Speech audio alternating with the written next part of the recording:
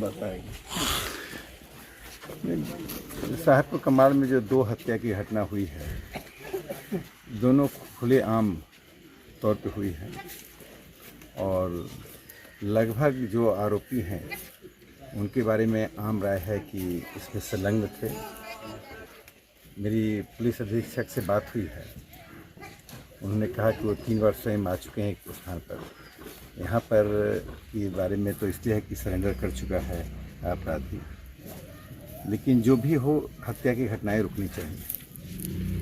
बाद में गिरफ्तार करना, उसे फांसी दे देना, इससे जिसकी हत्या होती है वो वापस नहीं आता है, घर उजड़ जाता है, हमारी माँ बहनें विधवा हो जाती हैं, बच्चे अनाथ हो जाते हैं, पिता पुत्रविहीन हो जाता है।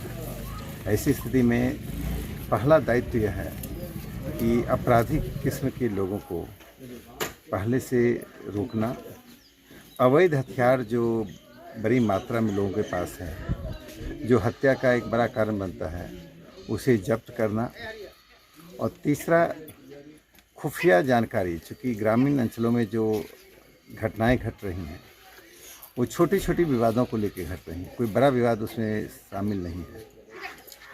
इसलिए चौकीदारी व्यवस्था में जो खुफिया जानकारी थी, उस खुफिया जानकारी को पहले से प्राप्त करना और उसके आधार पर जिसको कहते हैं भविष्य को देखकर फ्यूचरिस्टिक कार्रवाई करना, कि लोगों में दहशत का वातावरण यदि रहेगा तो कोई लोकतंत्र सफल नहीं हो सकता।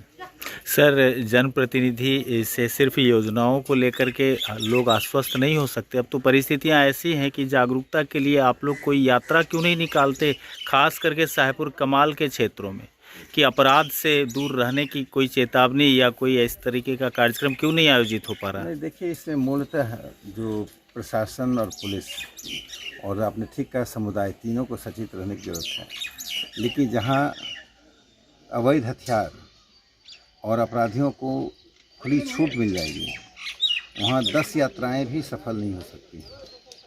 तो सबसे पहला कदम तो यह है कि अपराध किस्म के लोगों को और अवैध हथियार को की जब्ती होनी बहुत जरूरी है। और जिला प्रशासन से मैं अनुरोध करता हूँ कि पूरे जिला में अभियान चलाएं कि जहाँ भी अवैध हथियार पकड़ा जाए उसके लिए हमारे पास दंड संहिता है, उसे गिरफ्तार किया जाए, हथियार जब्त किया जाए, और कानून व्यवस्था के मामले में 0 टॉलरेंस ही एकमात्र निदान है। यदि आप 0 टॉलरेंस नहीं करते हैं तो चलनी की तरह समाज रहेगा। चलनी को सूप बनाने की ज़रूरत है। मुझे लगता है कि इस पर त्वरित कार्रवाई की आवश्यकता है। सर, कैसे कहेंगे आप, प्यार से खींच करके, प्यार से लोग घर से बुला के ले गए, मार दिया तो उसमें सरेंडर कर गए, जबरन अंधाधुंध फायरिंग करके लेके गए तो बुलडोज़र दिखा दिए। ये तो अलग अलग बातें हो गई ना, लेकिन जुर्म तो एक ही है। मैंने वही कहा कि चाहे जितनी सज़ा दे दें, लोगों में, अपराधियों में भय उत्पन्न होना चाहिए। भयहीनता ही अपराध का एक बड़ा जड़ होता है। भयहीनता के बाद ही अपराध हो सकता है, लेकिन जब भय पैदा लेता है तो अपराध की संख्या घटती है। और यह नहीं लगना चाहिए कि अपराध करने के बाद पुलिस, कोर्ट सबसे कुछ दिनों बाद हम मुक्त हो जाएंगे और सांप भी मरे लाठी भी नहीं टूटे वाली अपराधी यदि इस मुहावरे को लेकर चलेंगे तो एक जो 0 टॉलरेंस है ना, 0 टॉलरेंस का आप अर्थ समझते ही हैं कि किसी भी तरह से अपराध करने वाले को ध्वस्त कर देना, घर हो, परिवार हो, सगे संबंधी हो, तब यह संदेश जाता है कि शायद हम अपराध हम करेंगे और असर पूरे परिवार पर पड़ेगा। सर, इश्तियाक के बाद से लगातार जो आपराधिक घटनाएं घटी और सभी घटनाओं में कहीं ना कहीं लोग जातीय रंग भर के अपराध पर जो एक आवरण दे देना चाहते हैं, ये कितना अच्छा रह रहा है समाज के लिए? देखिए, सभी समुदाय के सभी लोगों को 2 ही भाग में बंटना चाहिए, कानून मानने वाला, कानून तोड़ने वाला। यही 2 जाति होती है। संविधान इसी 2 जाति की अनुमति देता है। हम सब किसी न किसी जाति में पैदा लेते हैं। इसका अर्थ यह नहीं है कि हम जिस जाति में पैदा लिए उस जाति में कुकर्म करने वाला, हत्या करने वाला, अपराध करने वाला, लूटने वाला, डाका डालने वाले का हम जाति आवरण दें। यह आवरण नहीं देना चाहिए। और जो आपने यात्रा की बात कही, मूलतः लोगों का सशक्तिकरण, नैतिक सशक्तिकरण की ज़रूरत है कि जाति से हम वह जाति का तात्पर्य विवाह, शादी, सगी संबंधी से होता है, उस जाति का संबंध अपराध से नहीं होता। सर थोड़ा सा हट करके सर, इस क्षेत्र में आपने क्या अच्छा देखा? साहेबपुर कमाल सामने चुनाव है, कितना विकास हुआ, क्या कुछ देख पा रहे हैं? आपकी कैमरा जितनी देख पा रही है उतना ही मैं देख पा रहा हूँ।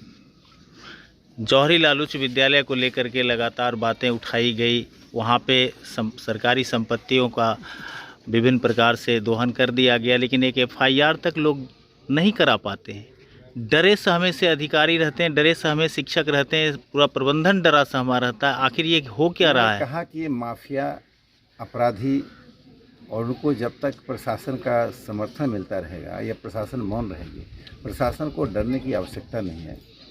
और मुझे लगता है कि जो राज्य की सरकार है वो इस बात के लिए सचेत है कि अपराध को कैसे रोका जाए।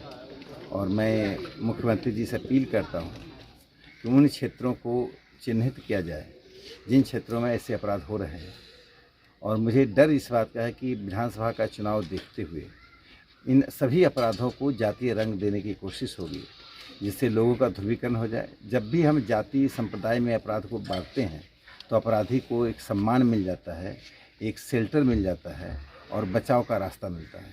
इसलिए समाज से भी अपील है कि हम सब अपनी जाति को उस दुर्गंध में न डालें।